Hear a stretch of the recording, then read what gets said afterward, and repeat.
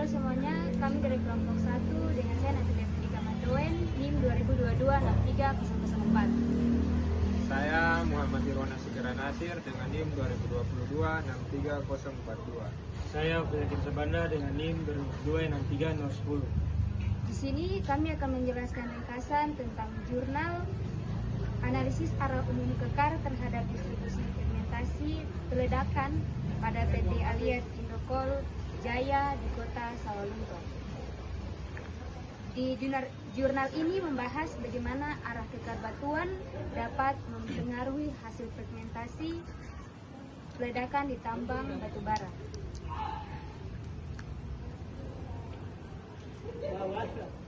Dalam kegiatan peledakan, ukuran batuan hasil ledakan atau fragmentasi yang sangat penting. Perusahaan menargetkan ukuran dari 100 cm agar proses pengangkutan dan penghancuran lebih efisiensi. Dalam kegiatan peledakan, ukuran batuan hasil ledakan atau fragmentasi sangat penting. Perusahaan menargetkan ukuran kurang dari 100 cm agar proses pengangkutan dan penghancuran lebih efisien.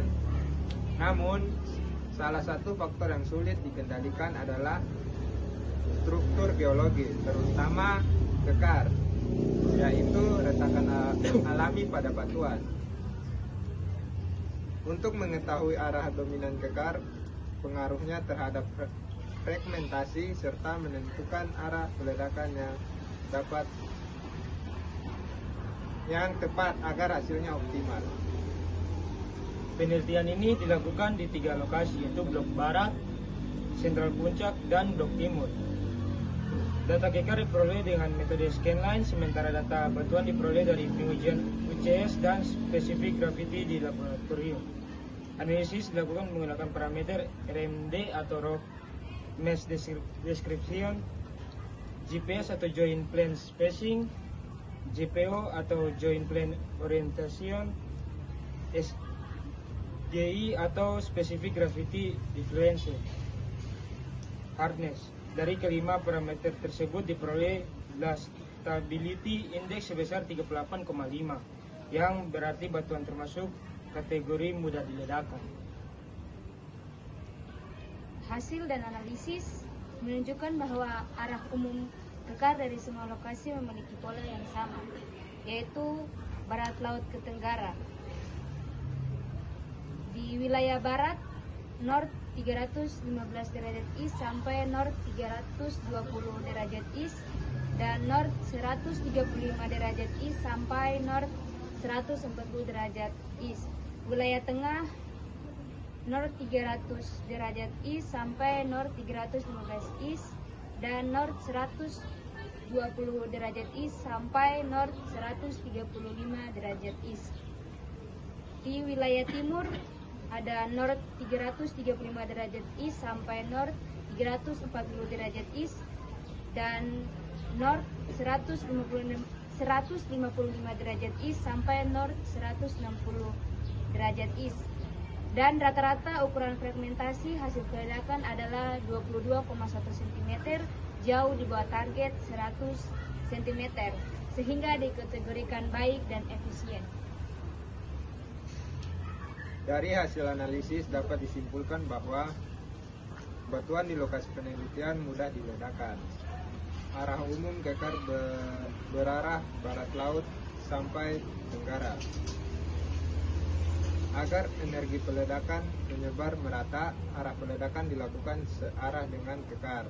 Namun delay time dibuat berlawanan arah kekar. Dengan cara ini, fragmentasi batuan menjadi lebih seragam dan produktivitas tambang meningkat. Demikian penjelasan dari kami tentang jurnal analisis arah umum kekar terhadap distribusi fragmentasi peledakan. Jika ada salah kata mohon dimaafkan. Terima kasih. Hari ini kami akan mereview jurnal dari kelompok 6 yang berjudul Analisis Kestabilan Lereng dengan menggunakan metode Rock Mass Rating dan metode Slope Mass Rating pada penambangan batu pasir daerah Bukit Pinang, Kecamatan Samarinda, Ulu Kota Samarinda, Provinsi Kalimantan Timur, yang ditulis oleh Marlinus Matius Lolong, Tommy Frides, dan Windu Nugroho. Permasalahan pada jurnal ini yaitu kurang stabilnya batuan akibat adanya pemotongan lereng. Dan untuk kondisi kekarnya pada jurnal ini di mana panjang rata-rata kekar yaitu 2,62 meter, dan untuk kekasarannya yaitu pada jurnal tersebut di mana kekasarannya itu halus, dan untuk kondisi bukaannya di mana rata-rata bukaannya yaitu 2,35 mm, dan untuk kondisi isian kekar didapatkan pada lokasi tersebut yaitu lempung, dan untuk kondisi pelapukan kekarnya kondisi kekarnya yaitu lapuk. Dan untuk jarak kekarnya pada lokasi tersebut terdapat 3 set kekar, di mana satu set kekar dengan rata-rata yaitu 0,18 meter, set kedua dengan rata-rata yaitu 1,55 meter, dan bedding plan rata-rata yaitu 0,5 meter. Maka dari jurnal tersebut didapat spasi antar kekar sepanjang scanline yaitu 1,28 meter, dan untuk jumlah rata-rata kekar per meternya yaitu 0,77. Dan untuk data strike depth-nya pada jurnal tersebut yaitu untuk strike-nya yaitu N21 derajat east dengan depth yaitu 65 derajat, dan untuk elevasi atau ketinggiannya yaitu 35 mdpl. Baik, di sini kami akan melanjutkan materi kita dengan jurnal yang ketiga atau yang terakhir, berjudul Analisis Pengaruh Kedudukan Struktur Terhadap Potensi Longsoran Baji pada Lereng Tambang Terbuka Menggunakan Proyeksi Stratigrafis.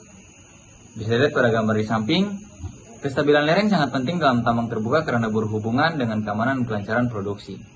Upaya menjaga kestabilan dilakukan sejak tahap desain hingga kegiatan penambangan berlangsung.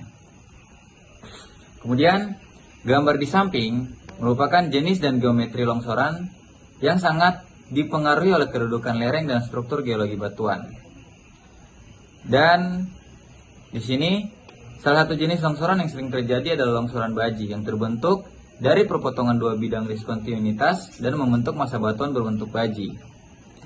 Kemudian selanjutnya, gambar ini untuk menilai potensi longsoran baji digunakan metode proyeksi stratigrafis. Metode ini membantu menampilkan data struktur geologi secara visual sehingga lebih mudah dipahami dibandingkan angka-angka statistik. Nah, pada gambar berikut merupakan pengukuran bidang ketidakmenerusan. Adalah analisis potensi longsoran baji bergantung pada data struktur geologi dan kedudukan lereng. Data struktur diperoleh dari pengukuran langsung di lapangan.